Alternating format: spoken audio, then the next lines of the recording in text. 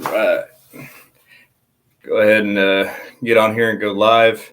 A few minutes early, see if we can get some people on here and maybe we get started, around 7.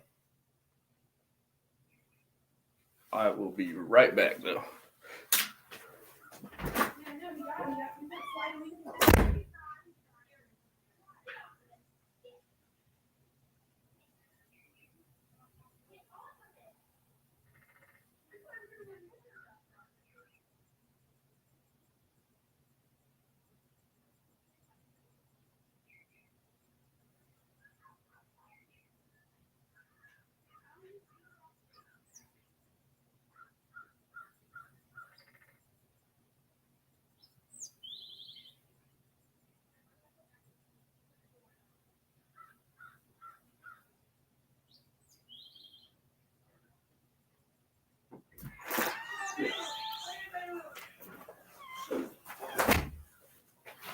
Right.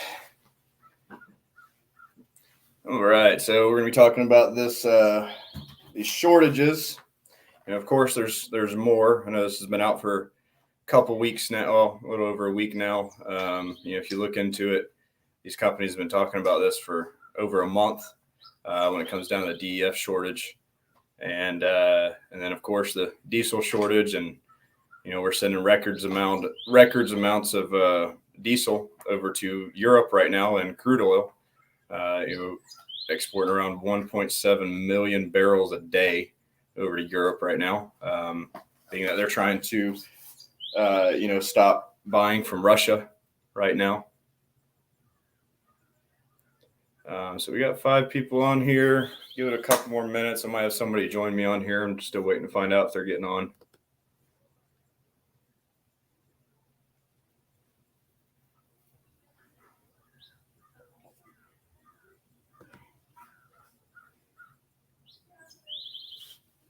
So we should have it shared everywhere.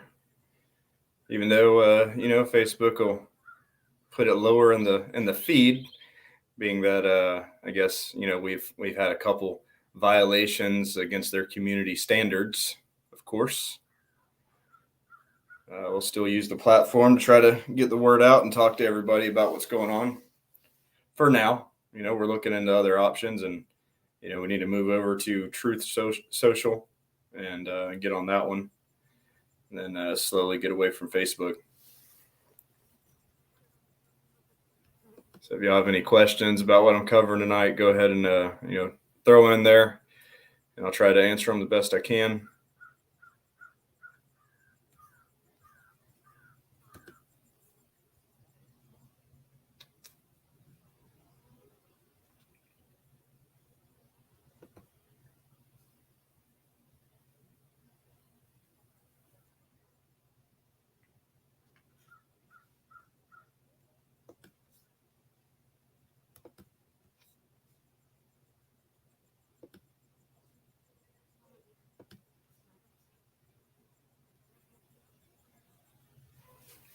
Flies out here.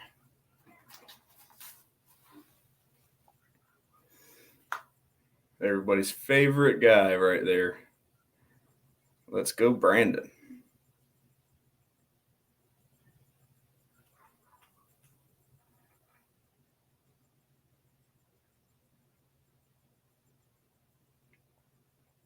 All right, let me find out if we're getting on.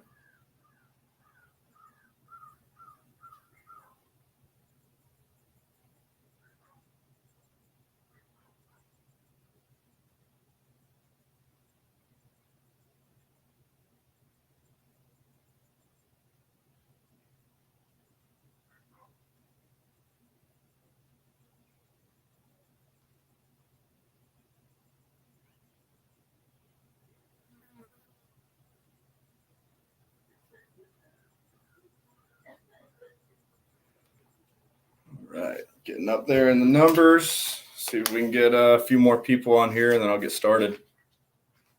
Hope everybody's having a good Memorial Day weekend.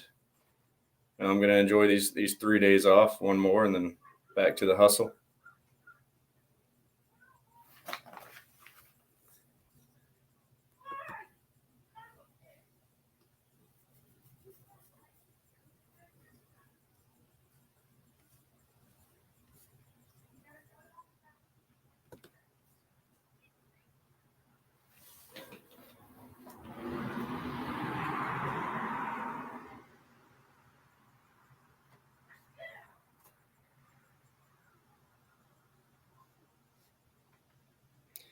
Hey Terry, how you doing?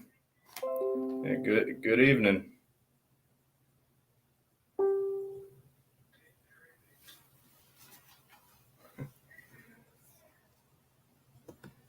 Let's see.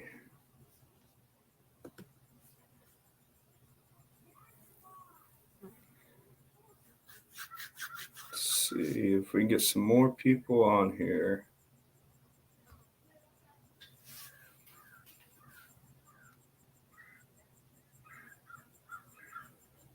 All right, should have Mike getting on here in the next couple minutes. Get him on here and go ahead and get started with got this video of Biden speaking about the gas prices and the shortages and you know the incredible transition, as he calls it. So I'm gonna let you guys hear it straight from the horse's mouth, and so we can see what this administration is really trying to do here. Him and all these other globalists, and how they're trying to change the country, change the world. They're not being shy about it at all. They have their plan completely out there. You just have to go and look at it.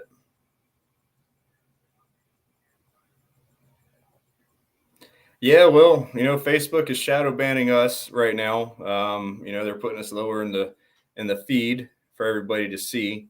So we have, our reach has, drastically went down. We're not getting near as many people looking at our feed and looking at our posts. It is bound to happen. We just didn't know when and how far we could go, and I guess we pushed a little too far. We've done too much digging into all these different companies. Facebook doesn't like it. We're not allowed to put out our own research and what we find. If it goes against their community standards, and that's overreach on their part. In the United States, we have freedom of speech, and whether it's a private platform or not, we should still be able to go on and put what we find out in our research that we do. They shouldn't be able to stop us from putting that out.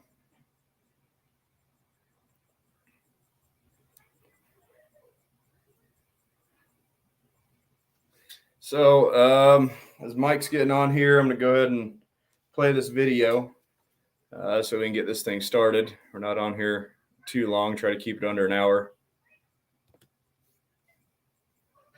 To the gas prices. We're going through an incredible transition that is taking place that, God willing, when it's over, we'll be stronger and the world will be stronger and less reliant on fossil fuels when this is over. You see what Europe is doing relative to the importation of Russian gas. You see anyway, I won't go through it all, but and what I've been able to do to keep it from getting even worse, and it's bad.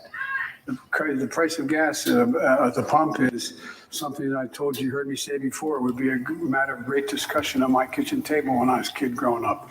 It's affecting a lot of. All right, so that's New York Post. They put that out. Try to get that stop. There we go. They put that out, a little over a week ago when it came out and said that. And, like he said, this is an incredible transition to get away from fossil fuels. So, they're still going forward with their Green New Deal, to bring in these electric cars. So they're cutting our diesel, they're cutting our gas. And their excuse for it right now, and the media is spinning it out pretty good, is that Europe is running out of diesel. Europe, is dependent on Russia, and they're trying to get away from, their dependency on Russia and not support the war in Ukraine. And this is something that Trump warned them about, and try to make it where they weren't dependent on Russia. And look where they're at. They're running out of diesel. Supposedly, I don't really know what to believe. I haven't seen the evidence on that. And he says, this is an incredible transition. So if we're going to electric, and getting away from fossil fuels, where does he plan on getting to lithium? When we left Afghanistan, we left a $3 trillion lithium mine. It's probably worth more now. over there in Afghanistan, for China to get their hands on. A lot of people don't know it, but years ago, China was given the rights in Afghanistan to mine a copper mine. And they end up finding, they got into it and they end up finding a 5,000-year-old Hindu temple on top of the copper mine. So they lost their rights to that. And now since we left Afghanistan, we left all that lithium there, China already, Afghanistan already owes them. They already owe China, rights to something. And I guarantee, China, I believe they're already building an interstate to go to Afghanistan so they can start mining the lithium and bringing it back to China. Us giving that lithium mine up in Afghanistan was huge. That was something that, we should have stayed there. We should have, controlled it. And then, this plan that Biden talked about, incredible transition, it might actually be able to happen. But right now, where are we going to get this lithium? Who are we going to be dependent on? Like Europe is with Russia, who are we going to be dependent on to get the lithium to supply these electric cars? This is something that they don't really care, how it affects us, and they're going to keep doing things like this, manufacturing these shortages to further their agenda. And all the companies that I'm going to talk about today are global companies. They're more worried about international trade than they are the United States, and the citizens here in this country. They're more worried about furthering their agenda, building their companies to be international companies, and they're going to do it at our expense. And it's exactly what they're doing right now. What's going on, Mike? Not much. How you doing, Ross? Doing all right. Good to have you on here. I know you just got up from a nap. Yeah. I'd like to know how they're going to get the power grid all set up for this. There's no way that we could run all this stuff. Yeah, there's no way. I mean, we have right now, let alone adding a bunch of electric cars for everybody in the country.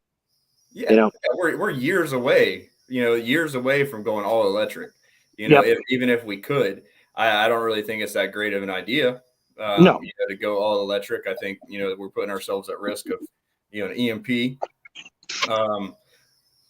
stuff like that. It's being dependent on other countries. We've already seen how that's worked out the past 2 years. Being dependent, on a lot of things coming from China. Yep. This is something that we should have never let the country get this far to be dependent on these other countries for us to survive. And we're all seeing it now, and we're paying for it. The working class is paying for it. The other class, the higher class, they're running things, and either way, they can afford the electric cars. They can afford the higher food prices, the diesel prices. They can afford all of it, so they're not worried about it. But over the next couple months, we're going to be, struggling to survive. From what I'm seeing, and I don't see how anybody's going to be able to afford it. No, and I certainly don't have $100,000 to go throw on an electric car. A $3,000 car right now is tough for me, let alone going out and buying a brand new car just because of gas prices. Right. We don't have charging stations. We don't have anything ready for this, but he seems to think it all needs to be done right now. Yeah, no, it does, and they don't care. They're going to further their agenda. This guy I got on the screen right here is Shamik Konar. He's the CEO of Pilot. I don't know if all of you have seen the video of this guy meeting with can't think of the board right now. The board that regulates the oil industry. Pilot is a huge company. They've been around for a long time. They supply more than 14 billion gallons per year to the U.S. economy. They have over 800 fueling locations. They're the third largest tanker fleet in North America. They provide gasoline, diesel, and crude hauling and saltwater disposal in the nation's busiest oil production basins. So, they also are one of our biggest suppliers for DEF. And that's what they're trying to cut right now is the DEF supply. So DEF, you have to have DEF to run a truck that's from 2005 and newer. Most of those trucks have emission systems on there that the EPA says that they have to have on there to cut down the pollution from our diesel trucks. That's I think it makes the trucks last for a shorter amount of time. It puts more wear and tear on the trucks having these emissions on them. They really just run horrible, because of these, and just don't last as long. And a lot of independent operators, they'll delete the systems off, so they don't have to worry about the DEF. But this is something that all trucking companies now are dependent on having. The major carriers, they have to have DEF to run their fleets. If it comes down to us not having DEF for these trucks, and these companies having to go through and figure out how to delete their trucks to take that system off, that's thousands of dollars for that company, millions for the mega carriers, and then the whole process of getting it done, takes around a day per truck. So some of these fleets, like Prime Incorporated, they have over 10,000 trucks. So that's going to take a long time for them to do it, and they don't even have the capabilities to do it because they don't do that to their trucks. So they'd have to find somebody to come in and delete the system off the truck. Either way, this means that trucks are going to shut down until they figure out a better way to handle the situation. And the electric trucks, they've only started manufacturing. They don't have the capabilities to supply the entire country with the electric semi trucks. That's years down the road before they're able to do that. And we're going to be starving. If our trucks shut down, everybody's going to be starving. All of our food prices are going to go up. It's not looking good. How long is electric truck supposed to last on one charge? There's different ones.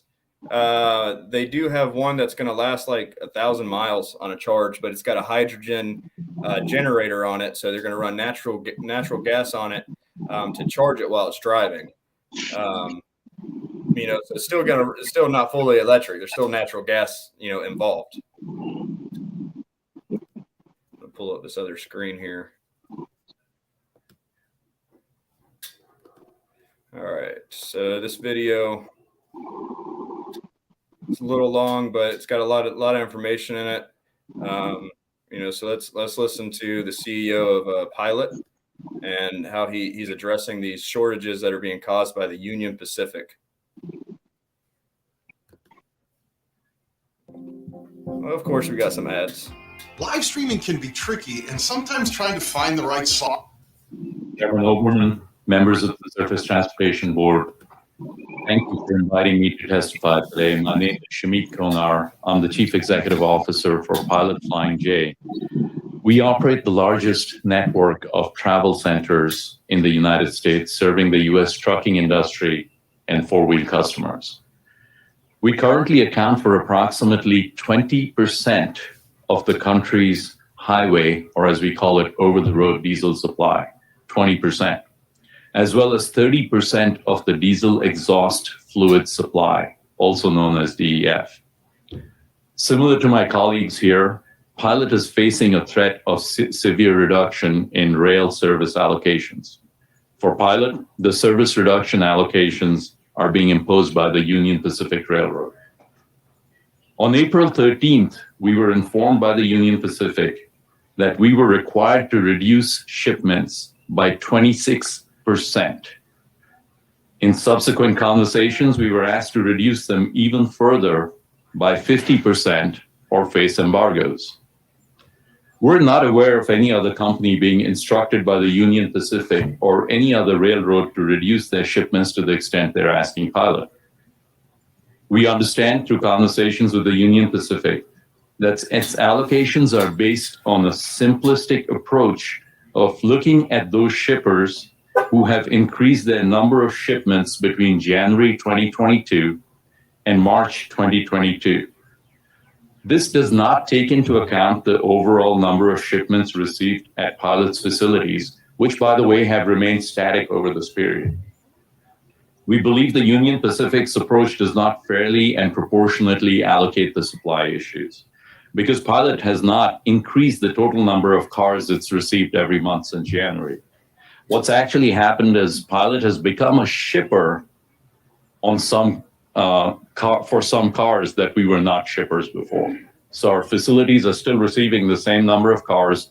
It's just the name of who's shipping has changed because we've taken control over some of the cars because of the issues we've had with the railroads, so that we have the optionality to deliver these cars in markets that they can take, right? So the total number of cars has stayed the same. We understand and appreciate that the current market conditions are imposing significant constraints on the railroads, and we're committed to help ease this congestion. However, 26 to 50% reduction in our allocations will have substantial consequences for the markets. I would like to take this opportunity to take you through a few of the consequences that Union Pacific's mandate will have on the supply chain, the availability of fuel, and fuel prices. First, let me talk about the DEF supply chain. And just as a reminder, we supply about 30% of the DEF in the United States. The trucking sector is dependent on DEF. All trucks manufactured after 2010 cannot operate without DEF. And Pilot operates, if not the largest, one of the largest DEF supply networks in the country. We have 23 rail-served DEF facilities that make the DEF, and we have 18 rail transloaders. Of the 300 plus million gallons of DEF that Pilot supplies to the industry every year, 74% is moved via rail. Union Pacific's restrictions will prevent Pilot from keeping many markets adequately supplied with DEF, likely causing shortages that will sideline trucks and reduce trucking capacity. Let me give you some context. A single rail car carries 21,500 gallons of DEF on average, okay? A single truck generally takes in 7 gallons of DEF every time they fill. This is based on our data. So that implies that a single rail car is basically providing 3,000 trucks worth of DEF fills. For some more context, basically every rail car that gets missed in terms of DEF delivery will reduce trucking potential by 5 million miles. All right? That's a really big number, 5 million miles, because you've got 3,000 fills and DEF blends with diesel at a ratio of 2.7% for 100 gallons. All right. So 2.7 gallons of DEF allow a truck to drive to use 100 gallons. Furthermore, a reduction in freight transported by the UP will only add additional pressure on the trucking sector in general. The railways are pulling back. We got to move the stuff on trucks. If we can't supply DEF, there's more pressure on the sector, and we let the sector down. Second, fuel availability and pricing. Let me begin with diesel. US diesel inventories today are running 10 to 15% below what they have been in the last 5 years at their lowest point. So if you take the minimum diesel inventory over the last 5 years, today we're 10 to 15% below that number. Certain markets like the Northeast, the West, and the Southwest are even in a worse shape than the rest of the country. Renewable fuels like biodiesel, renewable diesel move exclusively on rail, on ships, or on trucks, and there are no pipeline alternatives. Certain states like California are heavily dependent on the imports of renewable fuels that are generally transported on rail. Fourth, over 50% of Pilot's renewable diesel is transported on rail, and having our capacity cut by 50% would actually increase fuel prices in these states and potentially run out some of these locations. Let me now address the challenge with gasoline. In order for gasoline to meet the octane requirements required by engines, 87 to 93 octane, you have to blend gasoline with ethanol to get to that level of octane so that you can use it in a car. Ethanol, like bio and renewable diesel, basically moves on trucks, ships, or rail. In certain markets like parts of Arizona, Nevada, Pilot, in partnership with Union Pacific, has actually developed ethanol unloading facilities and we serve majority of these markets.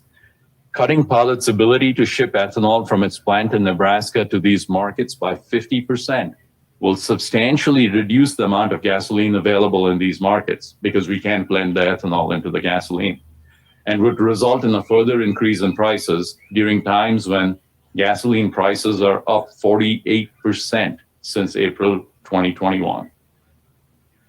To summarize, we believe UP's allocation logic is flawed, it's disproportionate, and unprecedented. If implemented, it'll have three impacts. There'll be a significant impact on DEF supply, potentially stranding a large number of trucks, a negative impact on diesel and gasoline supply and prices in an already challenged market, and it'll hurt our supply chain during times that we cannot afford it. On behalf of Pilot, our 70,000 trucking fleet customers, and the 1 million customers that we serve in our stores every day, to keep America moving, I want to thank you for this opportunity to testify here today, to describe the situation and highlight the potential consequences to the country if this is left unresolved. As mentioned at the beginning, we want to be part of the solution, but the current situation is untenable for us. I'm happy to answer any questions you might have. Of course, we got an ad.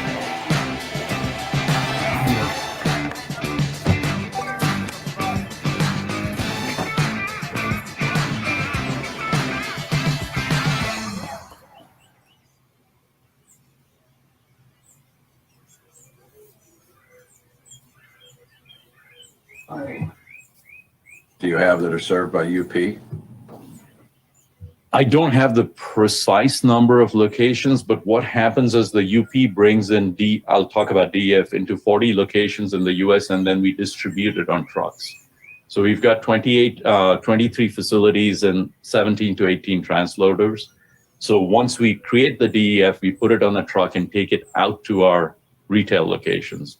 But wholesale, it would be about 40 or 41.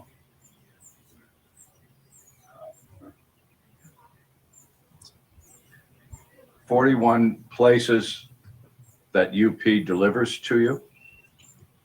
Doesn't deliver to all of them, but about 70% of it gets delivered by UP. And one of our challenges is DEF is made out of urea, so it's tied to the fertilizer industry. And UP actually is single serve to a lot of urea manufacturing facilities. So even if I wanted to get somebody else to get the DEF, we couldn't. Next question, are there any places where a switching order or there is some alternative could get you what you needed during this time? Right now, UP is responsible for over 40 or 45% of our DEF supply. So if they had trackage rights, we've obviously gone and tried to talk to some other railroads saying like, hey, can you help us out? But most of them are unable to because of the constraints they have on their system, and they don't have trackage rights.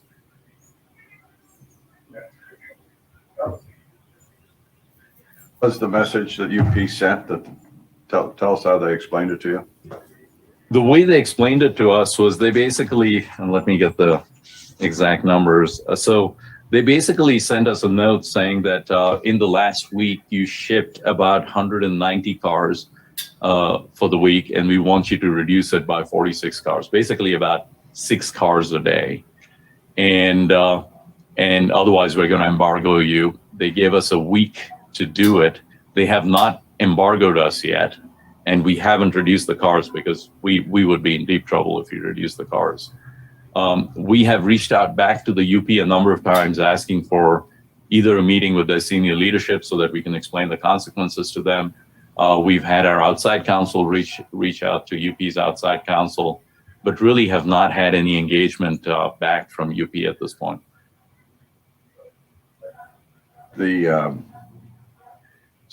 I thought you related it to they were saying the people who shipped a lot, those are the ones we're cutting. Is that the way you understood it? Yes. So they according to their metric, they feel like we've increased our shipments from January to March. What's actually happened is we've just taken over as shipper on a number of the cars. The total number of cars has not really changed. So, but if you look at it with Pilot as the shipper, we have increased by about 60 cars a month. But in reality, those cars were coming to our locations anyway. I'm still trying to figure out a business model where a company says, please don't buy our product. I'm sure somebody will explain that one to me before the day is out. Now, at the time, the railroads dropped these thousands of people in the between March and June of 2020. I assume, like the rest of us, you had no idea when the pandemic was going to end. But what you did have an idea was to get people back and to hire new people was going to take 14 weeks minimum. Now, I heard Ms. Whited say that the collective bargaining agreement, did I understand you to say required you to furlough people when traffic dropped? Said encourages, not requires. So encouraged but not required. I mean, I'm really having a hard time understanding the sort of corporate planning that's throughout. Both are the same. Now, my predecessor, Ann Begeman, had the foresight sometime in mid-2020, as I recall, to write letters to all the CEOs saying, what are your plans to staff up to be able to handle the return of traffic? And traffic was already returning. But we saw it. You know, we don't run railroads here. But we saw it. And we got assurances. And I became chairman a year and a half ago. And I followed up in the spring. And I'm having trouble, to be honest, accepting what I'm hearing here today. So I wrote a letter to this farmer. And I got an answer on June 9th of 2021. The pandemic was already underway for a year, and the traffic had already returned to a large extent. I know it's still growing. And Ms. Farmer wrote me on June 9th, with regard to our employees, I'm quoting, we have sufficient train crews and yard employees for current volumes. She went down. Our 2022 hiring plan is highly dependent on volume levels in determining the timing of bringing on transportation, maintenance, and other personnel to support growth. And she concluded, BNSF has and will continue to take the steps to ensure that we have the right resources to meet new demand levels while providing consistent and reliable service. BNSF has demonstrated our ability to increase our resources with great speed in response to changing circumstances, and I am confident in our ability to do so now. I sent a letter to Mr. Fritz, same letter. I got his answer June 11th, 2021. Quote, Union Pacific is well positioned to deal with the nation's economic recovery in 2021. As demand has increased across our network, we have quickly identified those growth areas and strategically placed crews to serve customers. Our pipeline of train, crew, yard, and maintenance employees is robust, and these employees are qualified to fill future positions throughout our network. Now, you know, I've only been chairman for a few months, been around for a long time, so maybe bad on me to be so naive. We felt, I thought, reassured. We didn't implement weekly reporting, which we've been urged to do now. But I just have to tell you that I hear what you're saying, and I've seen your charts. But I'm taking it with a heavy dose of skepticism. The CEOs aren't here to defend their letters, but they sent you.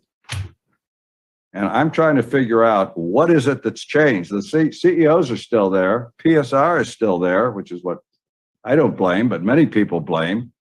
The OR is still there. Wall Street's still there. So what is it? You know, we sit here, we're not just some entity that rides herd on you because we like to hear ourselves talk. We're the public. That's why we exist.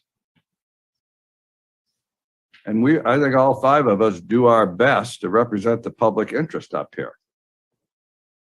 So this is not, what your balance sheet looks like. As I said yesterday, this is the price of bread going up. This is ethanol not being mixed with gasoline, and the prices are high at the pump.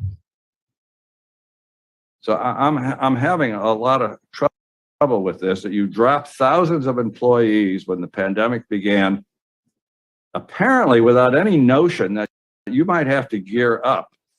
Eric, you said that the current congestion was due to unanticipated demand just this last spring. Well, what was unanticipated about it? I mean, weren't you watching the trends in the summer of 2020 as the economy recovered? Now, maybe you couldn't hit it with precision. So somebody just said, I think it was you, Eric, we have enough locomotives. The April 8th, 22 numbers have among the highest level of trains held for power in the last 5 years. And they've been going up for the last few weeks. They also have among the highest levels of trains held for crews. And BN's in the same. So how do you say you have enough power? You got thousands of locomotives in storage someplace, and you don't have enough power to power the trains that are sitting out there on the tracks and that are not delivering grain trains to chicken farms, 20% cut in the fertilizer shipments, which I guess you rescinded. I mean, what are we supposed to expect here? And just to take your word for it, don't re-regulate. So I'm having trouble with it. I'd like to ask you take your turns to respond to these points. Thank you. Representatives today was not new. I've been hearing this for a year about signalmen covering territory that they can no longer physically cover, carmen being limited to 1 minute a car for inspections. Before we meet again, I'd like to invite one of the people in the C-suites here to contact these guys, meet them in the yard, and you physically watch them, what they're going through, and then come back. So we have the same database. I find it very frustrating. Either a minute a car or they're not. I didn't hear any deception from these people. And if you don't know, as you said, Eric, seeing what's going on out there is one of the best ways to keep track of it. I know you're all busy, but based on the level of reports I have heard about this, and I may visit one of your yards myself sooner rather than later.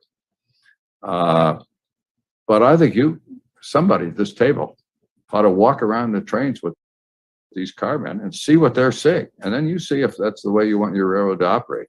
And then you tell us, and we'll hear back from them as well.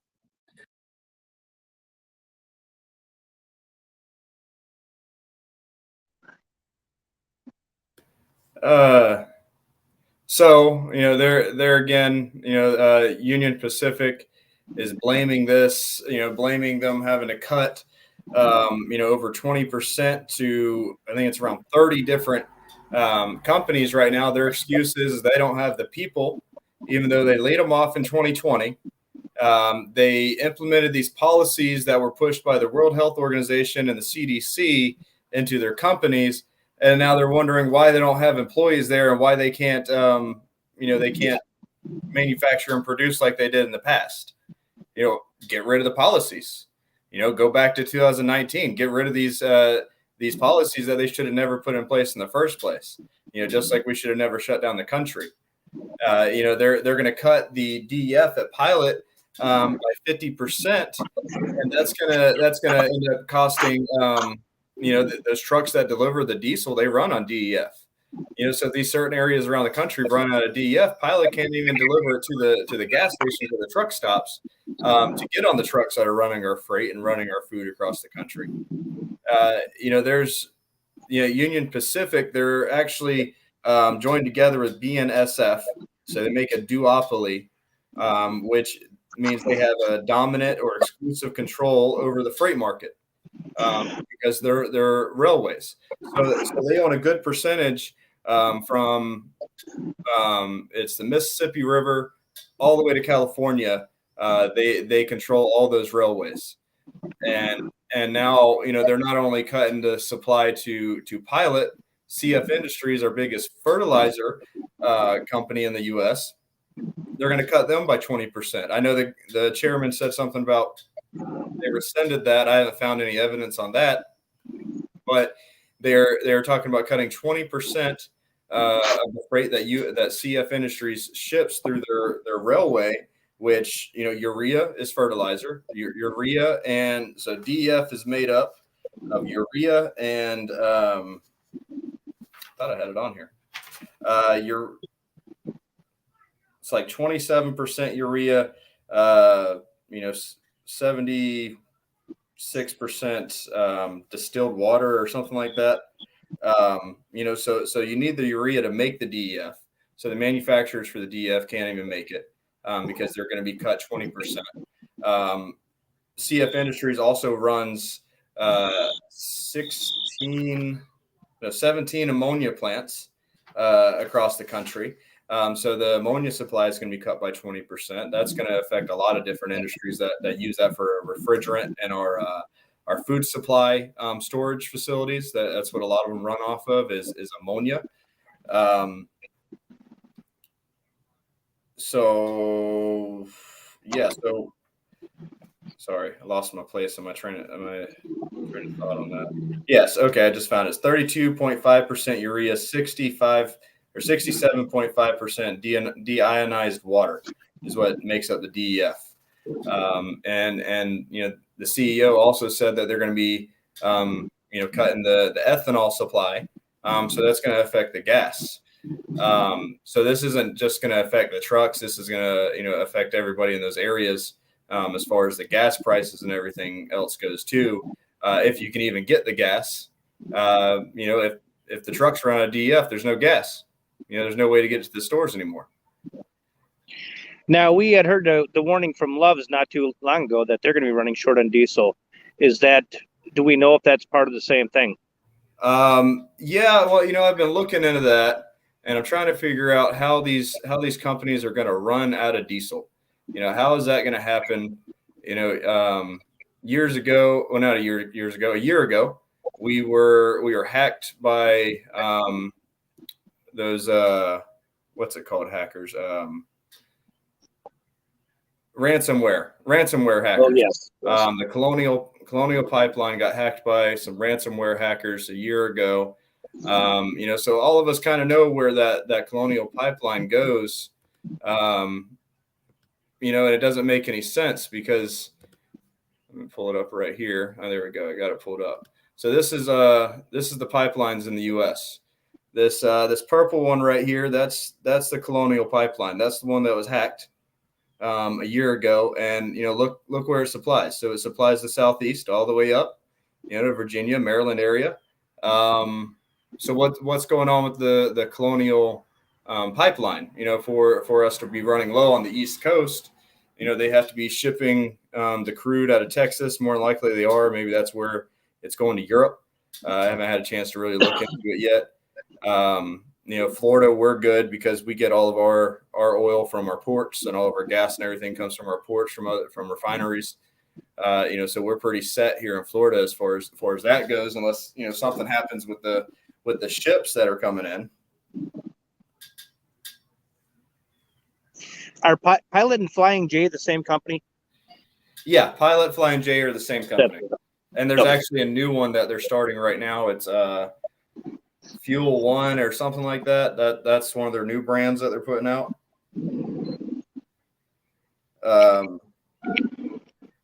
But it doesn't make any sense. I think the diesel shortage, the news is putting it out there. The news media, they're all owned. They're all linked together with these international companies. They're more worried about an international front than the United States front. They're not worried about us here when it comes down to it, again, I believe this is something that they're trying to hype up for everybody to go and, wipe out the gas and diesel supply here soon. Once they say it's going to run out, they have to start putting the information out now for that to happen. And so we have the pipelines there. I don't know if there's another map on here to show y'all. There's another one that you can print out. All right, yeah, here we go. This is all the different locations where they take the diesel or crude oil off of the pipeline, and they use these different locations to transport it out to the gas stations. See, and Florida has a pipeline right there from Colonial coming down to Florida also. Oh, man, our comments kind of dropped off. I haven't seen them. Yeah, I was looking for them. So, I looked into Colonial Pipeline, to see who owns that. So they supply states with fuel across the southeastern U.S. and up the eastern seaboard to New York. They are a privately held company with its ownership split among 5 owners spread across 5 countries on 4 continents. The IFM investors owned by an Australian pension fund, Kravis, Roberts and Company, and South Korea. That one, they are funded by a state-ran National Pension Service for South Korea. Koch Industries is an American privately held multinational conglomerate corporation, which they're based in Wichita, Kansas, but they are actually, all around the world. They are actually one of the companies right now deciding to stay in Russia. They own a company, can't think of the name. It's owned by Guardian Investments, and they produce glass in Russia. They own 2 factories over there. They've actually decided to stay in Russia and keep producing over there because Russia will take over the factories is their excuse. But these companies are tied. This company is still tied all over the world. It's not an American-based country. They're more worried about their their international agenda, than our welfare here in the U.S. Of course. So, well, I guess I didn't write down the name of this one, but then there's another company that is a Canadian company. Oh yeah, it was in French, so I wasn't even going to try to pronounce it on here. But it's a Canadian company that's a financial firm that manages funds primarily for public and private pensions and insurance plans. So everybody that's in that Colonial Pipeline, they have international interest over our interest. It's a globalist agenda versus the United States first agenda.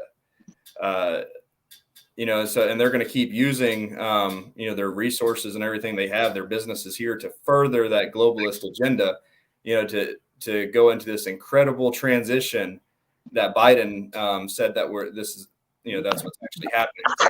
Transition, not that it's actually shortages, but it's an incredible transition. And I guess the way to get it past everybody is make everybody believe that it's a shortage, and that's why you're having to go out of pocket more for gas and diesel.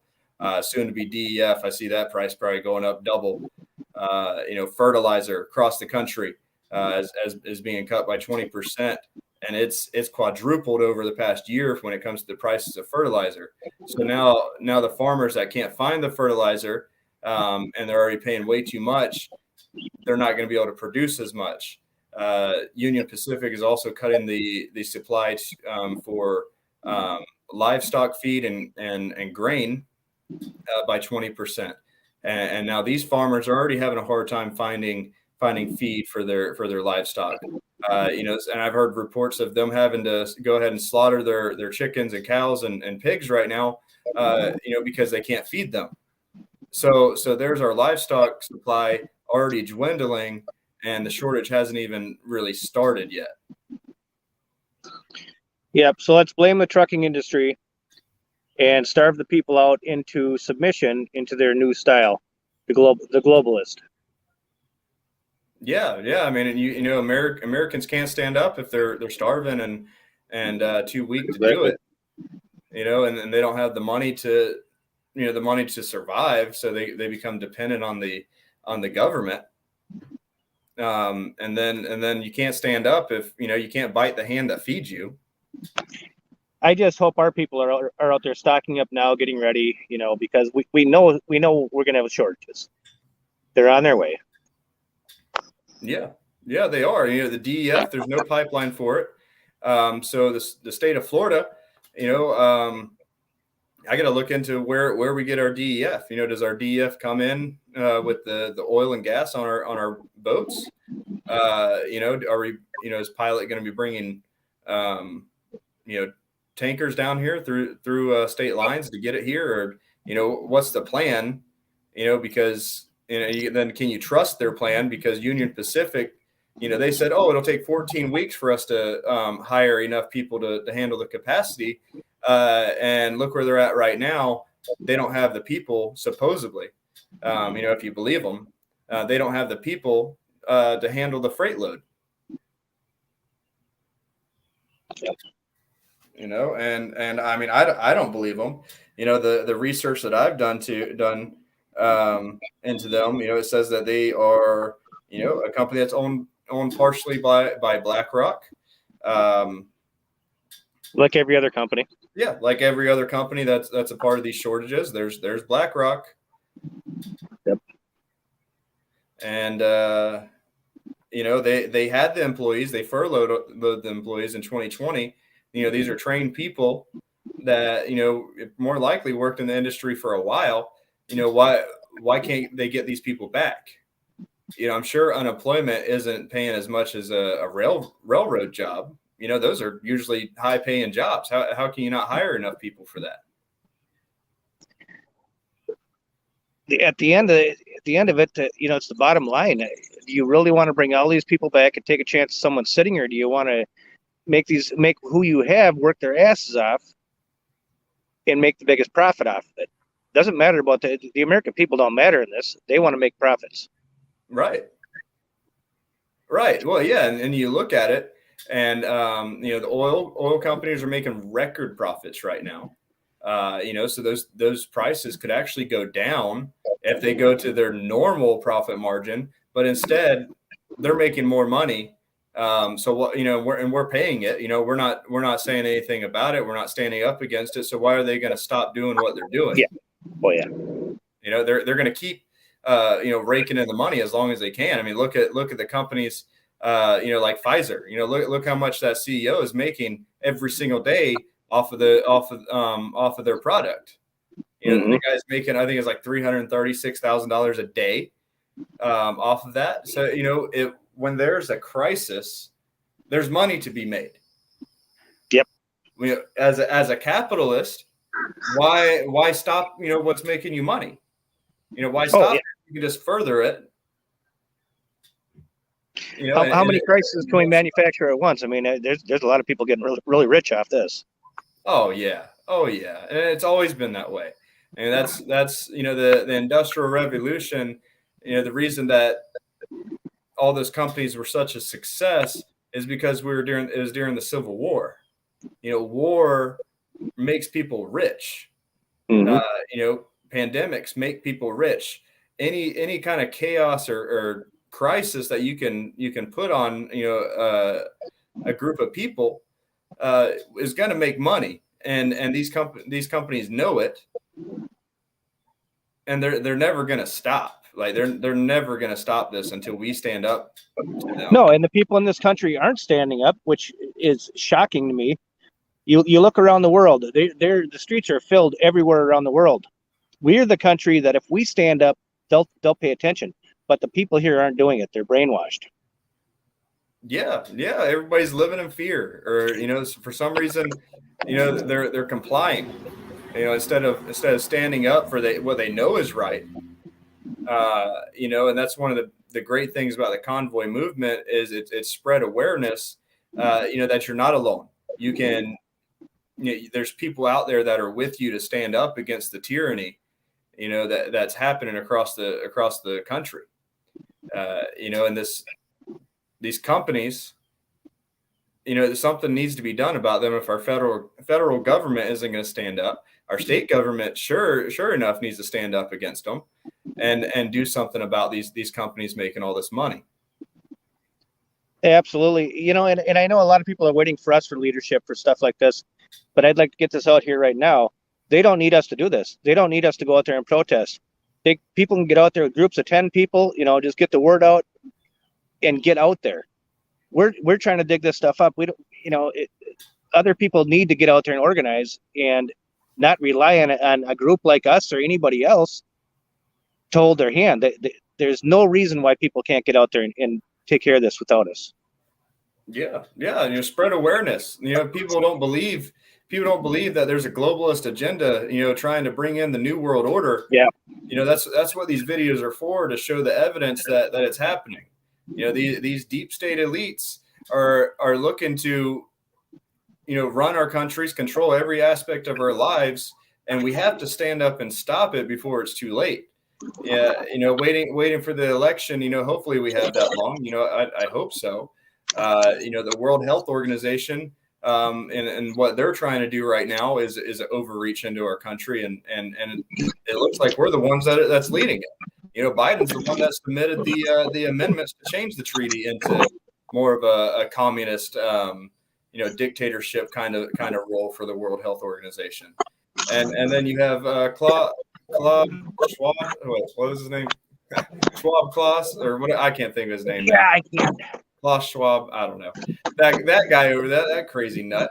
He's over there talking to the most powerful and the richest people in the world, telling them that they have the power, to basically take control of the world, and so they're putting their plans out there, and the American people are doing nothing about it. Everybody's just too busy and divided, and to pay, you got to pay your bills, which is understandable. You got to feed your family. Everybody's got to do that. At the end of the day, are you going to be able to feed your family in the next 6 months off of what you're making right now? Well, and they're throwing everything at people, so people, it's all distraction. So people don't follow this. People don't find what's going on. There's so many distractions on the news. You've got the Ukraine, the shootings, all this stuff. It's too many distractions. Everything they can to make sure that nobody sees what's going on in this world. Yeah, no, they are, and the Johnny Depp and Amber Heard thing. Everybody was all into that, all worried about their lives. Like these celebrities actually matter. Yeah. At the end of the day, celebrities are like the Joker and in a king's court. They're just there for entertainment. That's it. I still know nothing about that. I still know nothing about that. I'm not interested in that. I'm we're focused on this. Yeah. I don't get why that's so important to the people when there's obviously stuff going on. It's you can't escape what's going on. You can walk into the grocery store. You can go to the gas pump. There's stuff going on. Yeah. Well, I mean, and some people will say, "Oh, it's not affecting me," so I'm not worried about it. But that's not true. The gas prices are affecting you. The food prices that are going up are affecting you. Even if you don't think it's messing with your life, it's messing with your neighbor's life. And as an American, we should care about what's happening to our neighbor. We should care about what's happening to the people up in New York City right now. In Chicago, we should care about what's happening in these other states. Even if we don't live there, these are our fellow Americans, and if they can't stand up for themselves because they're not getting this information that we have, through censorship, then we have to stand up for them. We have to go to them, and we have to show them that they're not alone, and that they have the people there to back them up if they wanted to stand up against the stuff that's happening up there in those cities. I'm not going to mention it because I'm trying not to get a shadow banned even more. But if you don't know what's going on in New York City, you should probably look into it. And if you know somebody there, I'm sure they could explain what they have to do to get groceries. Yes. Let's see. We got some comments over here. Got Cynthia on here. Hey, Cynthia, how you doing? I can't see the Everybody comments. say hey. If you're on here, say hey, and we'll get you on here. We got Terry Hilly on here, KB Camino, talking about Pelosi's husband being arrested for DUI. Yeah, I saw that. Let's see. $9.50 for diesel in Furnace Creek, California. Wow, I haven't seen that yet. That's ridiculous. What's going on, D? Hey, Andrea. Let's see. We got Mary Schneider on here from Tampa. How you doing, Mary? Thanks for getting on here and watching us. Oh, we lost Mike. See if we get Mike back on here. I don't know what happened. But we have been talking about the Pilot Flying J truck stop. They are currently getting their DEF supply cut by Union Pacific by 50%. Their entire supply chain that comes from Union Pacific's being cut from over 20% right now. Which involves ethanol transport and it involves the DEF. They are also cutting the urea supply to bring Mike back on here. I lost you. Oh, you're good. I got you back on here now. I was just explaining what we've been going over. Union Pacific is also cutting the urea supply to CF Industries, which supplies all of our fertilizer. Well, a lot of our fertilizer here in the U.S. They're the biggest fertilizer supplier, and they're going to be cut by over 20% on all of their products. So not only is the DEF supply going to be cut at Pilot and Flying J, but the urea supply, the main ingredient for DEF, is going to be cut by over 20% across the country. And now when they do this is going to cause all kinds of other supply issues. The trucks that are delivering the diesel and gas, they run off of DEF. They have to have, 2.74 gallons per 100 gallons of DEF, just to run the trucks. And most of the trucks on the road, except some independent operators who have deleted those systems off the trucks, almost every single truck on the road has to have DEF to run down the road. So this is going to be huge when it comes down to food prices. Anything that comes on a truck, all the prices are going to go up. DEF is probably, I see it doubling in price if this issue continues. We're already paying. I haven't looked recently. I should have looked, but we're already paying over $4 a gallon. And it's when I was driving, it already went up $1 a gallon. So it needs to. We need to figure out what's going on with that supply. I know a lot of it comes out of Russia. The map that's on here right now is our pipeline and the distribution points for all the gas, across the country. Excuse me. Colonial Pipeline supplies the Southeast, where they are saying that we're going to have a diesel shortage. The country is owned by foreign interests. It's not owned by, a company here in the U.S. that's worried about, our country and the well-being of, the citizens in it. It's ran by other countries, and all they're trying to do is make money. And that's exactly what they're doing right now. They are making a killing. They're making record profits off of diesel and gas and oil and jet fuel, and they're going to continue doing it. And they've done this so many times over, in history, that they're going to keep doing it until we stand up to these companies and do something about this. You know, it's going to take us. The government's not going to do it, obviously. You know, hopefully, you know, Governor DeSantis will step in and tell them, no, you guys are making record profits. You guys could drop the price of the barrel and make less money. Stop charging, you know, good Americans more money because they're shipping record amounts over to Europe. You know, 1.7 million barrels a day, and they're taking that out of our reserves. We've already paid for this gas as taxpayers, and now we're going to ship it over at cost. This is our gas. This is our fuel. Yeah, we warned Europe. You know, we told them. Trump told them not to be dependent on Russia. Find other sources. And now I believe Israel's trying to, you know, pick up some of the supply, but who knows how long that's going to take. You know, I believe from what I was reading, they're still getting fuel from Russia right now until they figure out where else to get it from. So if they're still getting it, why are we shipping it? Mm-hmm.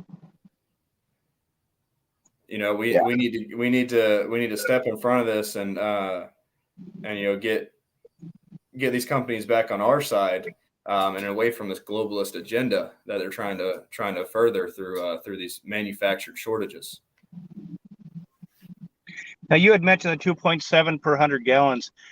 How many gallons are in an average rig's tanks? And I don't think that was right. I think, because I want to say I spent probably about 4 gallons per 100 gallon. I mean, 4 gallons of DEF per 100 gallons of diesel is what I was spending on my truck. So the tanks for DEF is around 25 gallons. Some trucks have 30-gallon tanks. Usually a truck will, you know, when they go in to fuel up, they'll go ahead and get their DEF and top it off. That way you don't have that big fill up for the DEF, you know, on your check, or however, you know, you got to balance it out for your weekly settlement. If you're an independent operator, at least a lot of other company drivers, they're instructed when to fill up the DEF, and it's usually every diesel fill up. And you're talking like 7 miles to gallon? Yeah, on a diesel, you're lucky to get 7. That's on a lot of the newer trucks, newer style trucks. You know, if you get like a Peterbilt 389, you know, it's an antique classic looking truck. You know, those get 5.5, 6 to the gallon. You know, so, and you know, all those trucks, you know, they all take DEF. 2005 or newer, it's mostly DEF. 2000 or newer, every single truck, or 2010 or newer, every single truck has DEF on it. And this has been put on the trucks by the EPA, you know, a company that constantly overreaches into our lives. And I really don't think we need them around. You know, just get rid of them altogether, and the DEF with it. Yeah, that's kind of working at the independent operator as well. I mean, how can an independent operator afford to run now? No, they're not going to be able to, and they're going to go. These independent operators are going to go out of business. And now there's 3.8 million truck drivers in the U.S. Around 10% are independent operators. 70% of those are fleets of 10 or less. So you're looking at, you know, 70% of the trucks shutting down because DEF runs out. Yeah, and it's not a switch. They can't just start them back up. They're going to lose these trucks. Yeah, well, I mean, you know, you run the truck. You know, I can't get DEF in this state, so you know, I'll go to the next state to get it. That state doesn't have DEF. What are you're going to try to go to the next one. Keep going. Eventually, you know, if they can't find the DEF, they're just going to have trucks stranded throughout the country. And you know, to get a truck towed, you know, I got a truck towed from Georgia, up by McDonough, Georgia, down here to Ocala. No, it's not even Ocala. It was down in Polk County, and that was a $2,200 bill, you know, for 500 miles. You know, so these guys are not going to be able to get the trucks home unless they spend a lot of money. You know, so the trucks are going to be sitting there. The drivers are going to be sitting there stranded. not knowing what to do. And this is something that, they had to have known was going to happen. They're blaming it, saying they don't have the employees to for the demand, but they had a plan to hire enough employees for the demand, and they're still not hiring the employees like they need. Yep. So, and then Biden comes out when he's asked about the gas prices and says this is an incredible transition away from fossil fuels. So is it happening on purpose or is it not happening on purpose? Oh, this is definitely planned. We've dug up enough to know that what they're doing is planned. Yeah, no, definitely. And everybody just needs to look at it for what it is and get ready. Prepare yourself to not be able to get to work because you can't get gas at the store, or what are we all going to do when gas is $7 a gallon? How are you guys going to be able to afford to go to work when it's that high? Yep. What's it going to take to solve this in the first place? What's the solution to this happening? And I'd say we have to go as far as telling the delivery drivers to stand up to the oil companies, so the oil companies will stand up to these union to the railways that are going to start the shortage. If the trucks stop moving, if the trucks going to the stores stop moving, what's going to happen? The supply is going to go up, the demand's gone. Union Pacific, they need to get on board and get their company going the right way. Well, and knowing that we have basically one company that runs everything, I think the truckers are the last line of defense and our only chance at this point. Yeah, so we got because the people aren't standing up. Cynthia is asking who we would suggest for her to call, or everybody to call. Call your local representative, your congressperson in the area, and get them bugging DeSantis about this. DeSantis needs to step up. As far as the DEF goes, we need to start preparing our trucking companies, and come up with some kind of deregulation with the EPA to get rid of these systems on the trucks, which will run 10 times better anyway and get better fuel mileage. You get rid of this garbage that's on them, and start preparing our trucks in the state of Florida, at least, because that's where he has the power to do it. That way we're ready and we're not starving in the next couple months because we didn't start preparing for it. Well, and as far as that goes, call your local reps, but I would call anybody and everybody all the way up to the the White House. They're going to ignore you, but at least it's coming in. Yeah, and you're doing something. It's everybody just sitting around, not knowing what to do, or you want something to do. Our local representatives are there for us. They are here to represent us. So put a bug in their ear and bug them every single day if that's what it takes for them to actually start speaking about these manufactured shortages that are coming up. And this is going to affect everything across the board.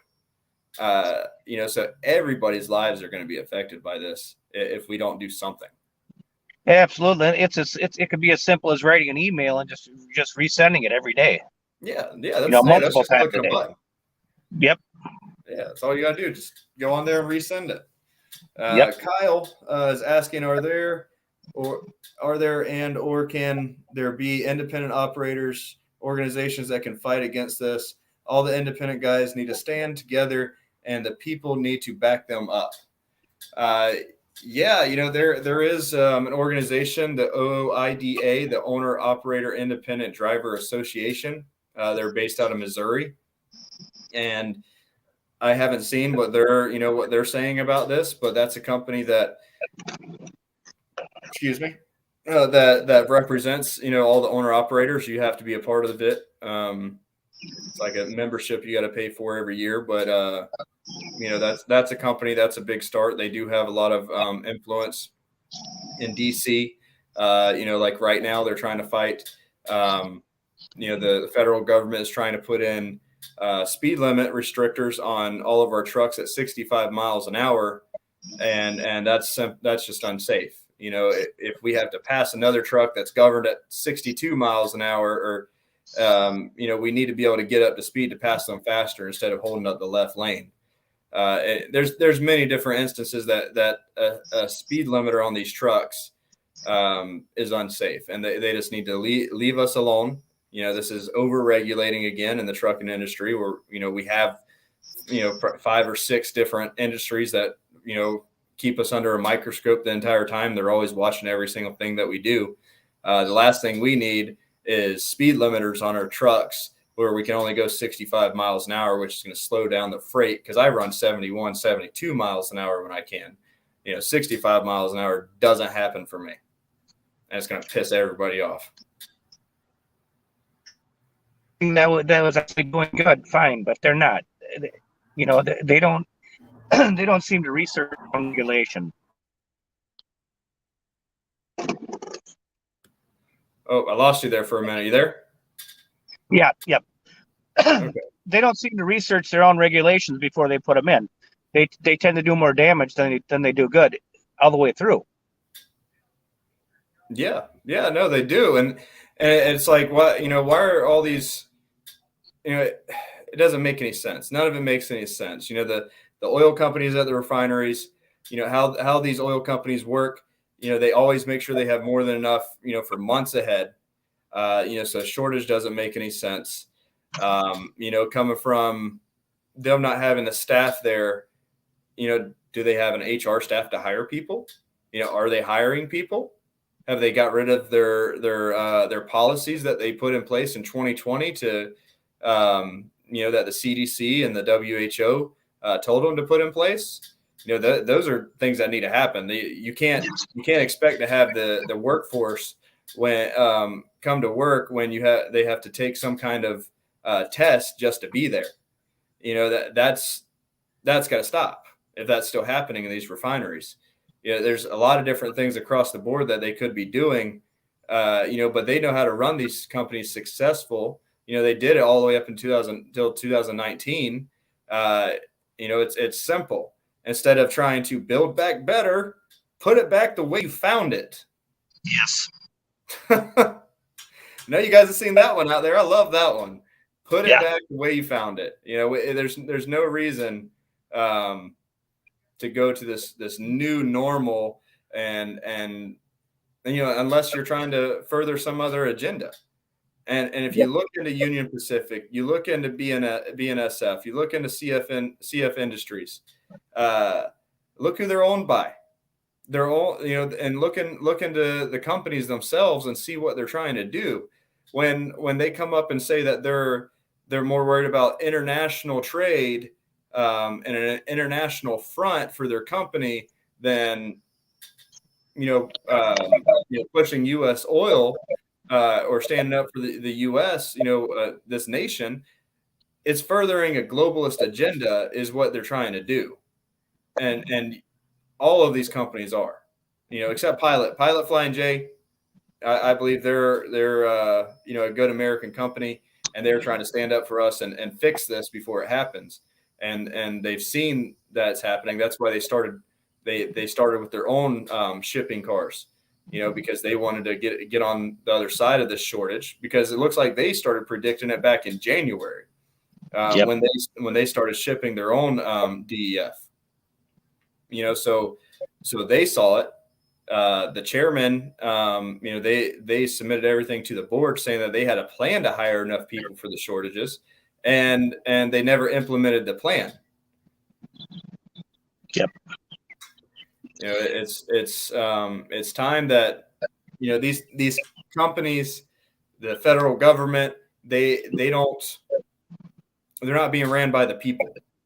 You know, if the federal government was ran by the people, the federal government would have already stepped in.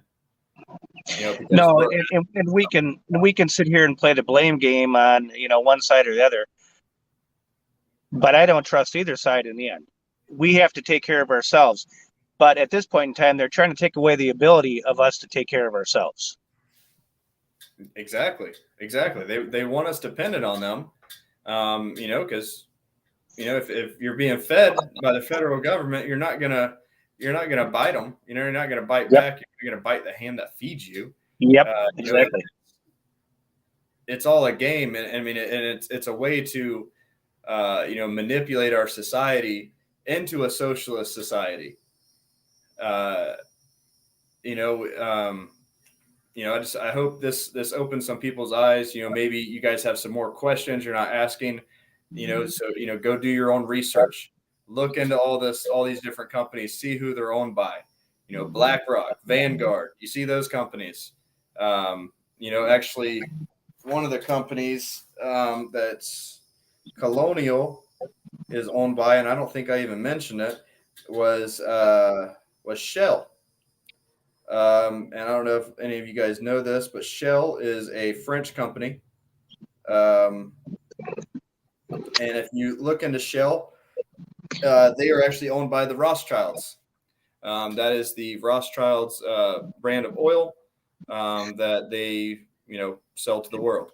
And if you guys trust that family, you're probably watching the wrong group right now.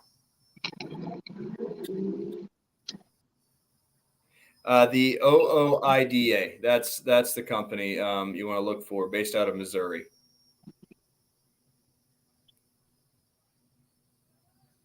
Yeah, no, I agree. If they really do represent us right now, they will be doing something to stop these shortages from happening. But at the end of the day, if Union Pacific and BNSF aren't doing the interviews to hire people, who's going to come in and do the interviews to hire people to bring them on, to the workforce?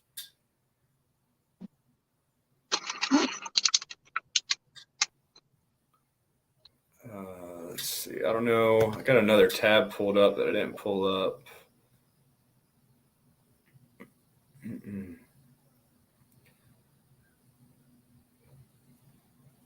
Let's see. No, I don't know why I had this one pulled up. There's not really anything on it.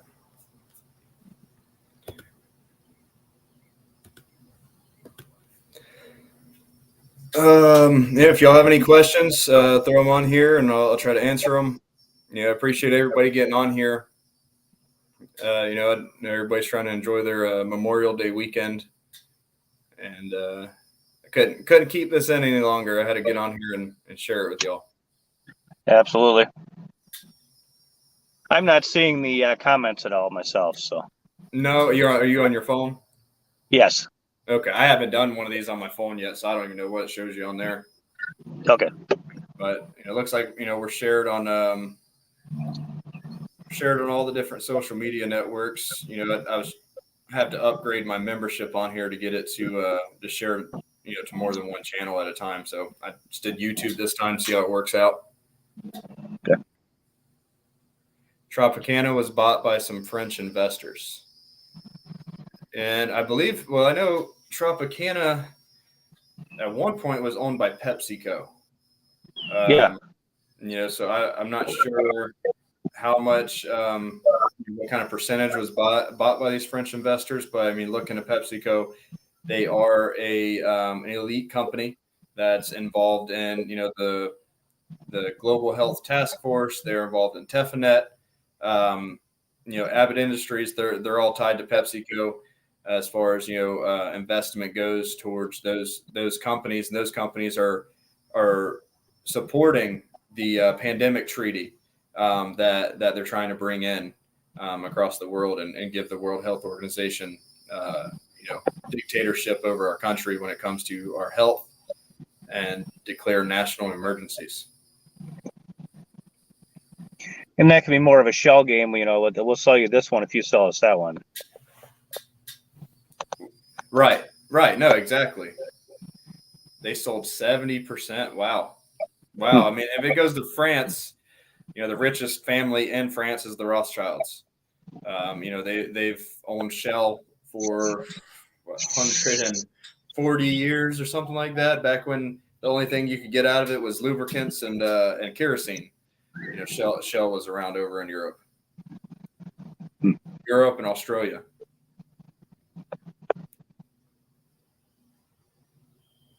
So, well, That was a good live. I think we covered everything I wanted to cover. Yeah, that works.